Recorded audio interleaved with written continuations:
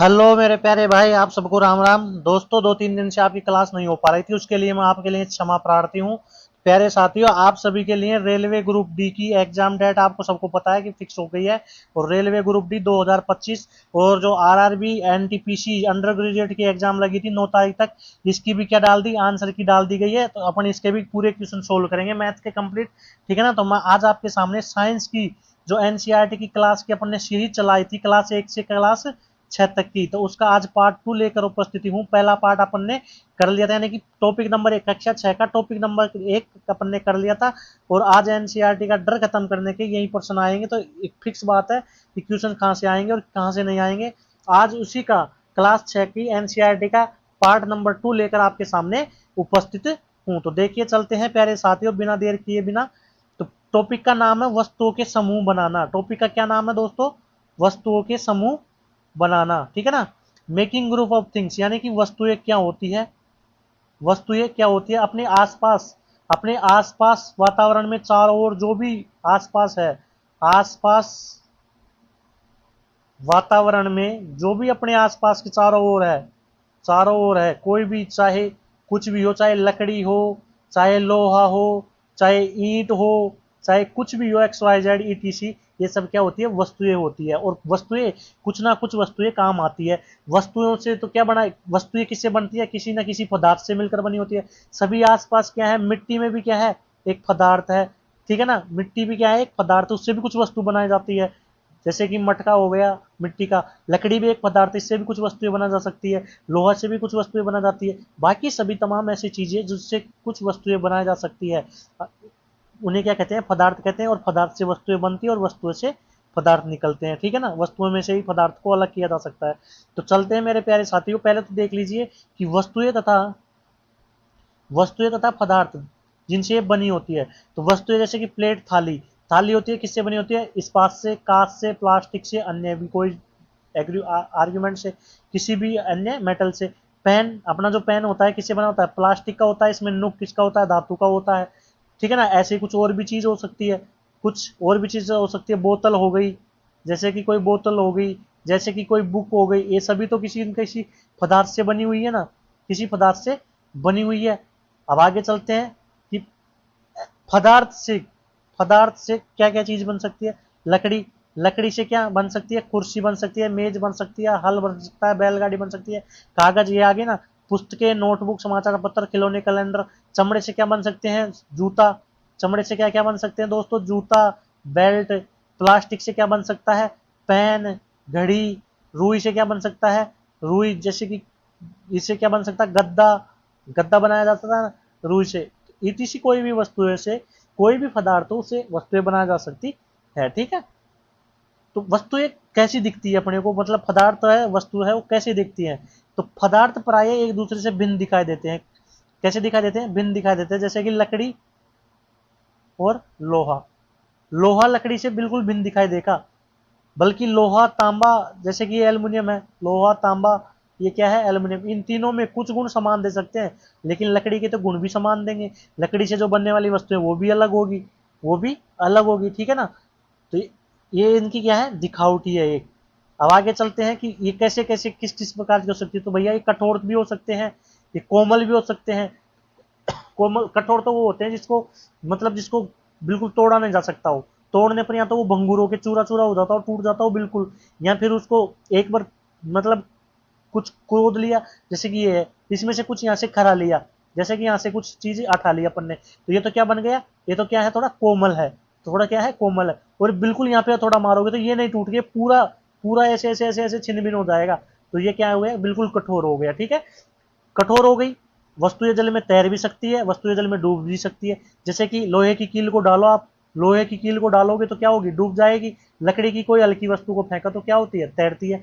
लकड़ी की वस्तु क्या होती है? तैरती है, हल्की वस्तु। और लोहे की कील डूब जाएगी पानी में। तो वस्तुएं जल में तैर भी सकती है अथवा डूब भी सकती है। पारदर्शिता, वस्तुएं, कोई वस्तुएं ऐसी भी होती है जिसमें आर पार की वस्तुएं देखी जा सकती है। कोई वस्तुएं ऐसी भी होती है जिसमें आर पार की वस्तुएं नहीं दिखाई दे सकती है। और कोई वस्तु ऐसी भी होती है जिसमें आधी दिखाई देती है, आधी दिखाई नहीं देती है। तो देखिए, जिनसे आर पार की वस्तु, जैसे कि कांच से, जल से, वायु, कुछ प्लास्टिक, पारदर्शी उदाहरण होते हैं। ठीक है। बिस्कुट, मिठाई तथा अन्य खाद्य पदार्थों को कांच अथवा प्लास्टिक से पारदर्शी पात्रों में रखना अधिक पसंद करता है। क्यों?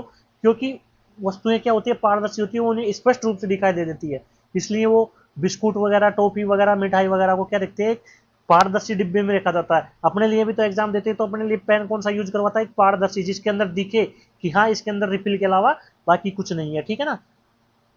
तो पारदर्शिता के आधार पर वस्तु एक तीन प्रकार की हो सकती है, जिसमें दिख भी सकता है, नहीं भी दिख सकता, और आधा दिख सकता है, आधा नहीं दिख सकता है। तो ऐसे पदार्थ जिनसे दिख सकता है परंतु बहुत स्पष्ट नहीं दिख सकता उसे पारभासी कहते हैं। अर्थात पदार्थों को कितने भागों में, पदार्थों को क्या है, दिखावटी आपको बताई दी, लकड़ी, लोहा, एल्यूमिनियम, तांबा, ठीक है। पदार्थ कोमल भी हो सकते हैं, कठोर हो सकते हैं, ठीक है, पानी में तैर सकते हैं, पानी में डूब सकते हैं। अपारदर्शी होते हैं जिसमें कुछ नहीं दिखाई देता हो, पारदर्शी होते हैं जिसमें सब कुछ दिखाई देता हो, पारभासी हो सकते हैं जिसमें आधा दिखाई देता है और आधा दिखाई नहीं देता है, ठीक है। आगे चलते हैं क्वेश्चंस की तरफ। ये यहाँ थी थ्योरी थी, इस टॉपिक की क्या थी, थ्योरी थी। अब आ गया क्वेश्चन, बहुत 5 या 4 क्वेश्चन है इसके। आलू में उपस्थित होता है, तो भैया आलू में क्या, पोटेटो, पोटेटो यानी आलू,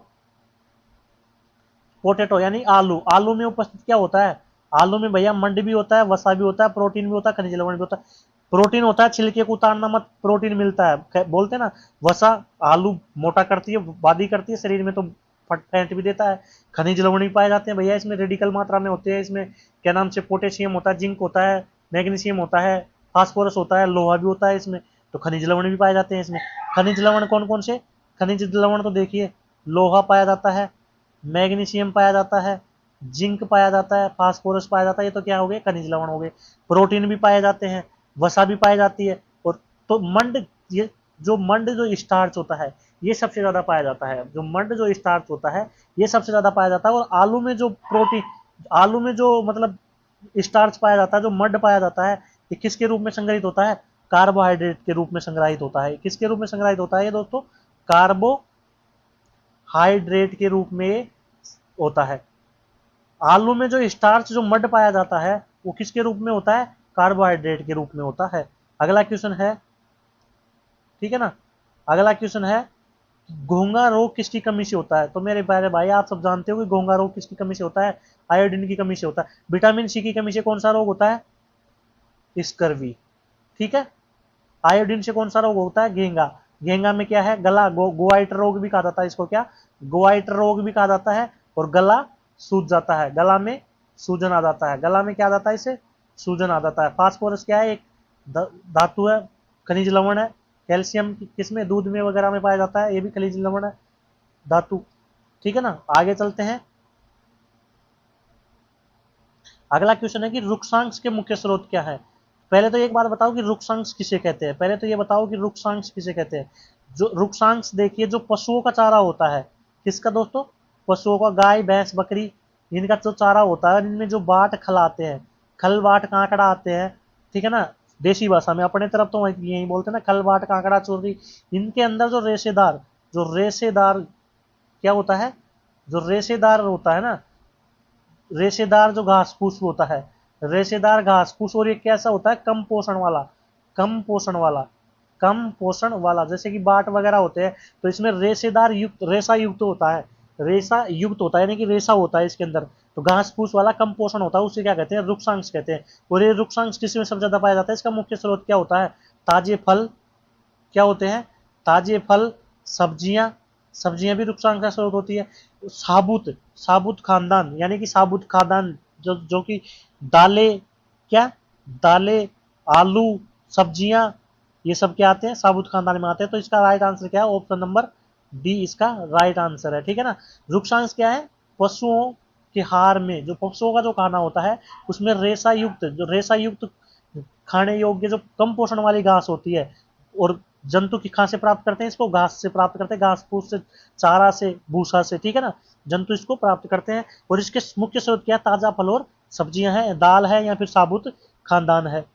अगला क्वेश्चन की तरफ चलते हैं कि भोजन में मंड परीक्षण के दौरान टिंचर आयोडीन, टिंचर आयोडीन के हल्के घोल की कुछ बूंदे मिलाने पर खाद्य पदार्थ का रंग बदल जाता है। तो भैया देखिए, मड परीक्षण करने के लिए किसका घोल मिलाया जाता है, पहले तो ये बात ध्यान रखना, मड परीक्षण का करने के लिए, जो मंड का जो परीक्षण करना होता है, जो मड परीक्षण होता है, क्या, जो मड परीक्षण होता है इसके लिए किसका घोल मिलाया जाता है? आयोडीन का घोल मिलाया जाता है। किसका? आयोडीन का घोल मिलाया जाता है। आयोडीन का घोल टिंचर आयोडीन कहा जाता है। इसको क्या कहा जाता है? Tincture iodine. ठीक है ना, टिंचर आयोडीन, आयोडीन का घोल मिलाया जाता है। और जब इसको उस पदार्थ पर या उस वस्तु पर डाल 2-3 बूंदे डाल दी जाती है, खाद्य पदार्थ पर, कोई भी खाद्य पदार्थ हो उस पर डाल दी जाती है, और यदि उसका रंग कैसा? नीला हो जाए या काला हो जाए, नीला हो जाए या कैसा हो जाए? काला हो जाए, तो वो पदार्थ क्या है? पदार्थ क्या है? मंड उसके अंदर अधिकतम मात्रा में है, यानी कि नीला हो जाए या काला हो जाए, नीला हो जाए या काला हो जाए, ऑप्शन नंबर सी। तो उसके अंदर क्या है? मड पाया जाता है। ठीक है ना। मड परीक्षण एक आसान परीक्षण है जिसमें खाद्य पदार्थों के आयोडीन का घोल डाला जाता है। अर्थात मड परीक्षण के लिए आलू जैसी सामग्री लीजिए, जैसे कि आलू है, आलू के ऊपर जैसे कि 2-3 बूंद यदि आप इसके ऊपर क्या डाल दोगे? आयोडीन मिली, यानी कि 2-3 बूंद डाल दोगे, तो इसका रंग कैसा हो जाएगा? इसका रंग नीला अथवा काला हो जाएगा। तो इसका मतलब क्या हुआ? इसके अंदर, आलू के अंदर सबसे ज्यादा क्या पाया जाता है? स्टार्च, मड पाया जाता है। ठीक है ना। आगे चलते हैं। और जो आलू में जो स्टार्च होता है वो किस रूप में होता है? कार्बोहाइड्रेट के रूप में होता है। अगला क्वेश्चन और आज का अंतिम क्वेश्चन है कि ऊर्जा देने वाले पोषक तत्व कहलाते हैं। भैया वसा, वसा भी ऊर्जा देती है। वसा एवं कार्बोहाइड्रेट ये भी देते हैं दोनों, कार्बोहाइड्रेट भी देता है, वसा एवं कार्बोहाइड्रेट, यानी कि ऊर्जा देने वाले वसा और कार्बोहाइड्रेट दोनों है। लेकिन प्रोटीन भी देता है। लेकिन क्या? प्रोटीन भी देता है भाई ऊर्जा। तो कौन देता है? प्रोटीन भी देता है। प्रोटीन और कार्बोहाइड्रेट, प्रोटीन और कार्बोहाइड्रेट, इसकी 1 ग्राम मात्रा 4 किलो कैलोरी, 4 किलो कैलोरी ऊर्जा देती है। ठीक है ना। 1 ग्राम प्रोटीन या कार्बोहाइड्रेट की मात्रा कितनी ऊर्जा देती है? 4 किलो कैलोरी देती है। जबकि 1 ग्राम वसा की मात्रा, 1 ग्राम फैट की मात्रा कितनी देती है? 9 किलो कैलोरी, 9 किलो कैलोरी ऊर्जा देती है। 1 ग्राम फैट की मात्रा कितनी देती है? 9 किलो कैलोरी। और 1 ग्राम कार्बोहाइड्रेट की मात्रा 4 किलो कैलोरी देती है। दोनों ही क्या देते हैं? ऊर्जा देते हैं। ठीक है मेरे प्यारे साथियों, वसा एवं कार्बोहाइड्रेट, वसा एवं कार्बोहाइड्रेट ऊर्जा देने वाले मुख्य पोषक तत्व है, जिसमें हमारा शरीर ऊर्जा के प्रमुख स्रोतों के निर्भर करता है। और प्रोटीन और कार्बोहाइड्रेट प्रति ग्राम 4 किलो कैलोरी ऊर्जा देता है, जबकि वसा 9 किलो कैलोरी ऊर्जा प्रदान करता है। ठीक है दोस्तों, तो आज के लिए साइंस का पार्ट 2 ये आपका कंप्लीट हो गया है। इतना ही था। कल आपके साथ पार्ट 3 के साथ मिलेंगे, यानी कि चैप्टर नंबर 3 क्लास 6 का। ठीक है दोस्तों, तो आप सभी से निवेदन है, और आप सभी को थैंक यू। आप सभी से निवेदन है कि आप सभी चैनल को क्या कीजिए? सब्सक्राइब कीजिए, और क्लास को ज़्यादा से ज़्यादा क्या कीजिए? शेयर कीजिए दोस्तों सभी साथियों के साथ में, जिससे मैं आपको एक अच्छे से अच्छा कंटेंट दे सकूं, और साइंस आपको कंप्लीट 25 क्वेश्चन की साइंस, 25 नंबर की साइंस आपको कंप्लीट यहीं से मैं करवाऊं। ठीक है दोस्तों, तो आप सभी को धन्यवाद। राम राम।